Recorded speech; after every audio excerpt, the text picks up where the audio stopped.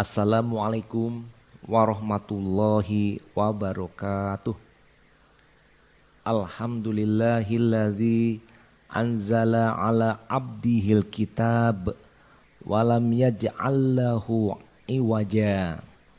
Asyhadu an la ilaha illallah wahdahu la syarikalah wa asyhadu anna sayyidana wa nabiyyana Muhammadan Abdullah wa Rasuluhu sallallahu alaihi wasallam wa ala alihi wa ashabihi ajma'in, amma ba'd.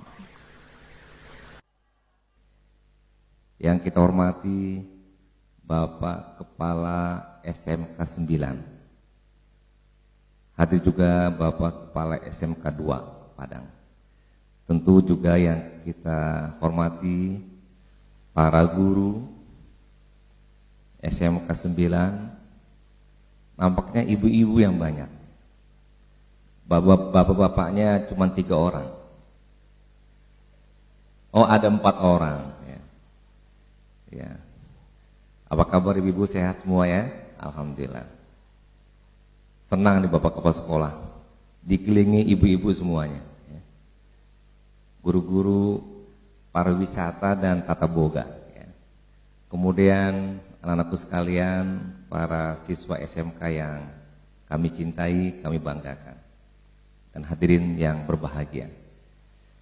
Kita tentu mengawali tausiah selalu mengajak saya dan kita semua untuk bersyukur kepada Allah, karena nikmat yang begitu besar kita terima. Kita bisa duduk di sini pagi hari yang cerah karena kehendak Allah yang patut disyukuri. Coba anak-anak kita bayangkan jam 7:30 pagi ini kalau ada di rumah sakit, susah apa senang? Susah apa senang? Susah. Jadi kalau kita di sini duduk dibandingkan kalau kita ada di rumah sakit, mana yang lebih senang? Di sini apa di rumah sakit? Di sini. Oleh karena itu, ucapkan alhamdulillah, karena kita bersyukur. Sehat, juga diberikan kekuatan oleh Allah. Dengan hadirnya kita di sini juga patut kita syukuri. Tadi saya dari rumah cuman minum susu, sampai di sini dikasih makan lontong, apa istilah tadi? Lontong spesial. Ada singkatan tadi apa? Singkatannya? Balon, apa? Salon. Salon. Sarapan lontong. Nah, salon. Adu-adu sih disiku singkatannya. Alhamdulillah. Tapi rasa ki gratis. Makan bersama kepala sekolah. Lama, hebat nih guru-guru dan murid tata boga di SMK 9. Kita beri applause ya.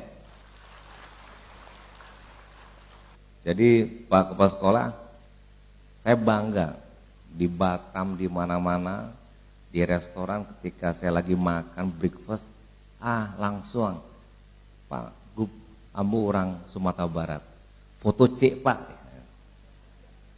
Foto C. Alhamdulillah. Baik.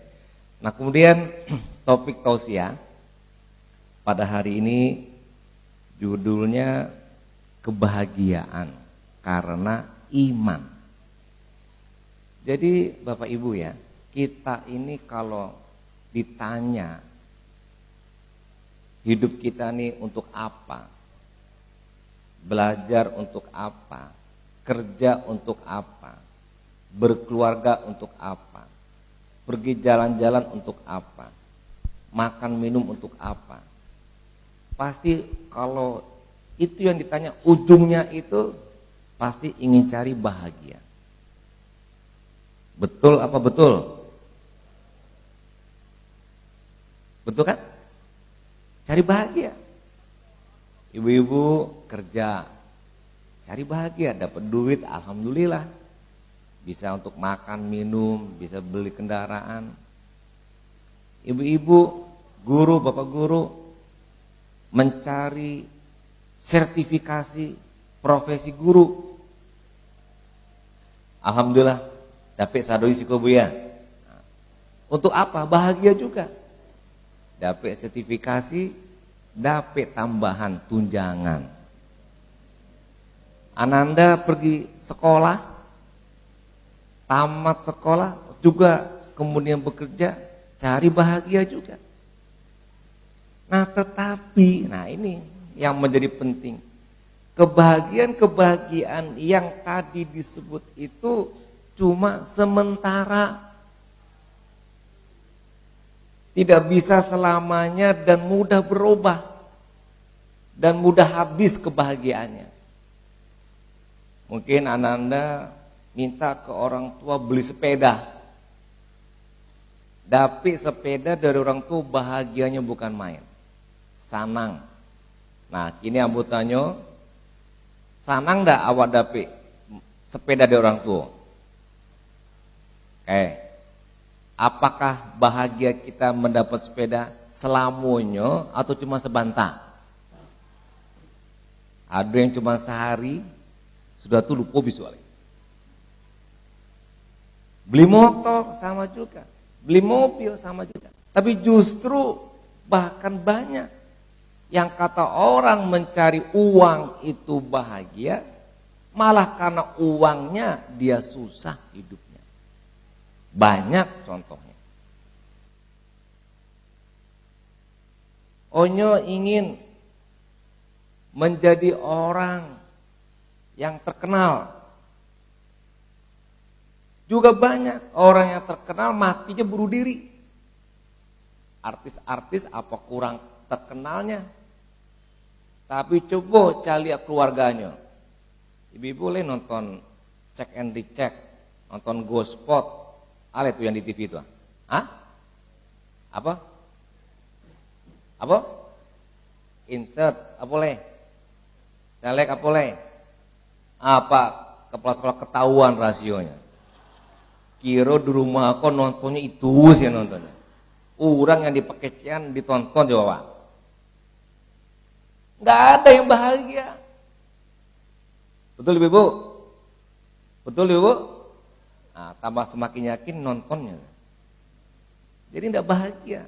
Padanya tenar, top.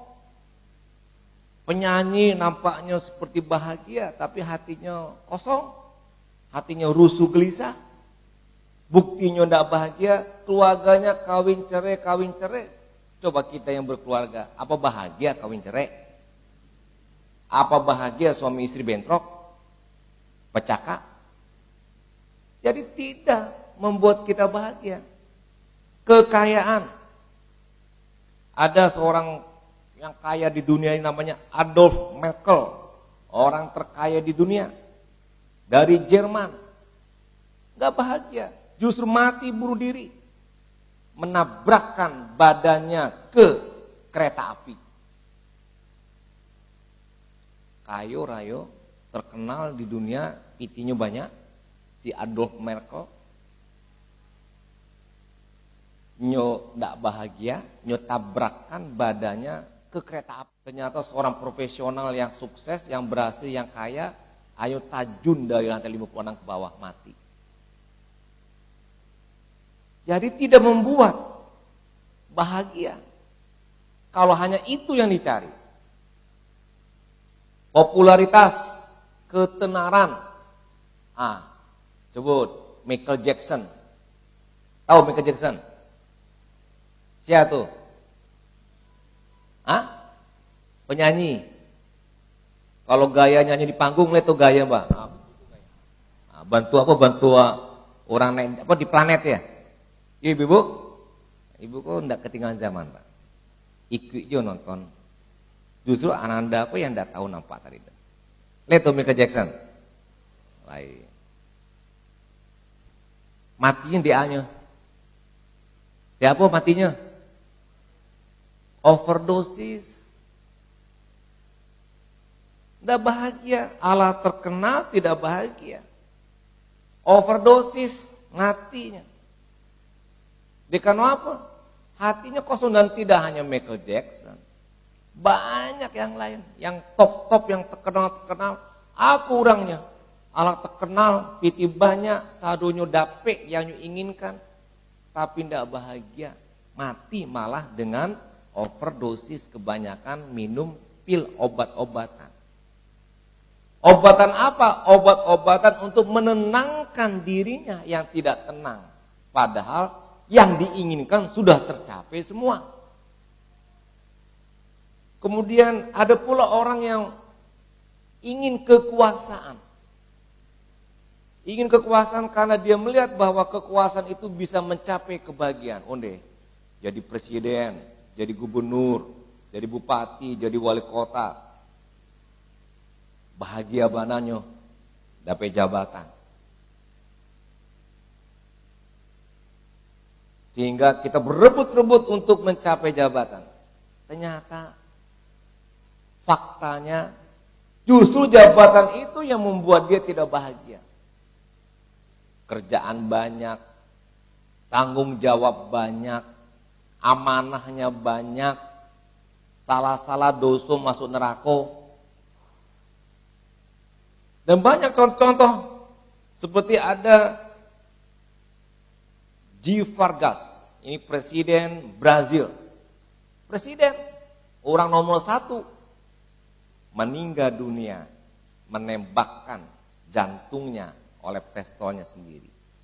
Hanya tembak jantungnya, matinya. Kekuasaan memiliki jadi presiden Brazil. Yang begini tidak cuman di Brazil, di Indonesia juga banyak. Mereka-mereka yang punya kekuasaan, mereka-mereka yang punya jabatan, tidak bahagia, hidupnya susah, hidupnya tidak senang. Bahkan ada yang bunuh diri, menembakkan dirinya. Ada pula orang yang merasa, ya ibu-ibu, oh cantik, bahagia ya kalau kita cantik. Bahagia kalau kita menarik. Yang laki-laki bahagia kalau kita ganteng. Tidak juga. Tidak membuat kebahagiaan juga yang cantik. Buktinya ada yang terkenal artis Marilyn Monroe mati bunuh diri juga. Nah, Bapak Ibu, cantik pun tidak membuat bahagia. Kesehatan sama juga. Thierry Costa, dokter terkenal dari Prancis, mati bunuh diri juga. Jadi Bapak Ibu, saya ingin simpulkan, bahagia bukan karena kaya, bukan karena kekuasaan, bukan karena jabatan, bukan karena cantik dan gagah, bukan karena sehat dan kuat. Tetapi saya ingin menyatakan di sini bahwa kebahagiaan itu terletak kepada ridhonya kita kepada Allah, ridhonya kita kepada Islam, ridhonya kita kepada Rasul, sehingga menjadi orang yang bersabar dan bersyukur. Itulah kunci dari kebahagiaan. Ya, dia ridho, ikhlas menerima Allah sebagai Tuhannya, dan ikhlas ridho Islam menjadi agamanya, ikhlas ridho juga bahwa Muhammad Rasulullah SAW sebagai Rasulnya. Kalau itu yang dia lakukan, insya Allah dia berbahagia. Dalam hadis Nabi disebutkan, salasun man kunna wajada bihinna halawatal iman. Ada 3 perkara yang membuat kita mendapatkan kenikmatan iman, kebahagiaan. Kata Rasulullah, pertama, Allah dan Rasulnya lebih dia cintai. Dia mencintai Allah dan Rasul. Menjalankan perintah Allah dalam Al-Quran, menjalankan perintah Rasul dalam hadis-hadis Nabi. Tenang hidupnya, tenang jiwanya. Yang kedua, mencintai seseorang tidak mencintai lebih kecuali hanya kepada Allah. Dan yang ketiga, membenci untuk kembali kepada kekufuran. Kemudian dalam hadis yang lain juga disebutkan bahwasanya kelezatan iman dan kebahagiaan yang kita peroleh karena kita mengakui Hadis Nabi, raditu billahi robba wabil islami dina wabi Muhammadin nabiyya wa rasula. Nah, oke. Itu yang membuat kita bahagia. Bukan kaya, bukan jabatan, bukan kekuasaan. Apa buktinya orang-orang yang beriman ini? Opa, ndak ada piti baca roh bahagia. Iman kepada Allah, Allah yang maha rasaki, piti ko Allah yang maha, indah perlu awak khawatir, bahagia kita.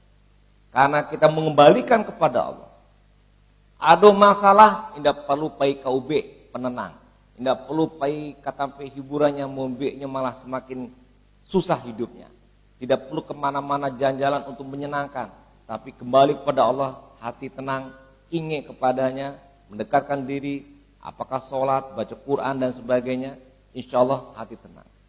Nah, oleh karena itu, kata Rasulullah, dalam hadisnya juga menyebutkan, sungguh menakjubkan orang-orang yang beriman itu. Kalau dia dalam keadaan mendapatkan kebaikan, bersyukur. Kalau mendapatkan keburukan, dia bersabar. Itulah orang-orang yang beriman dan dia mendapatkan kenikmatan dan kebahagiaan. Jadi Bapak Ibu dan Anda semua, para siswa SMK 9, kebahagiaan kita dapati karena kedekatan kita kepada Allah. Kebahagiaan kita dapati karena kita ridho pada Allah dan Rasulnya dan kepada Islam. Ridho kepada Allah, Rasul dan Islam mengakibatkan dalam keseharian kita menjadi orang yang bersyukur dan bersabar. Dan itulah yang membuat kita bahagia. Orang-orang tadi yang saya contohkan, itu dia tidak bersyukur dan tidak bersabar. Piti banyak, kayo, mati bunuh diri. Bahkan demikian tidak bersyukur dengan uangnya, bahkan uangnya menjadi beban, pikiran, masalah. Sehingga uang itulah yang membuat dia bunuh diri. Padahal uangnya banyak. Ketenaran top membuat dia sombong, lupa kepada Allah. Tidak bersyukur bahwasanya ketenaran, popularitas itu karena Allah yang memberinya. Dia tidak merasakan itu, tapi dia mengatakan iko de ambo yang hebat. Nah. Sehingga kemudian jiwanya labil. Akibatnya dia jatuh dari popularitasnya dan akhirnya bunuh diri. Dia lupa kecantikan itu Allah yang memberi. Dia merasa bahwa cantiknya karena dia yang cantik, dia yang memoles diri dan sebagainya. Akhirnya ketika ada masalah sedikit saja, down, langsung bunuh diri. Oleh karena itu, mari kita kembalikan semua kehidupan kita kepada Allah dan Rasulnya. Dengan keimanan kepada Allah, kepada Rasul, kepada Islam. Dan akan muncul sabar syukur dalam kehidupan kita sehari-hari. Itu saja yang dapat kami sampaikan. Semoga bermanfaat. Mohon maaf kalau ada yang salah. Assalamualaikum warahmatullahi wabarakatuh.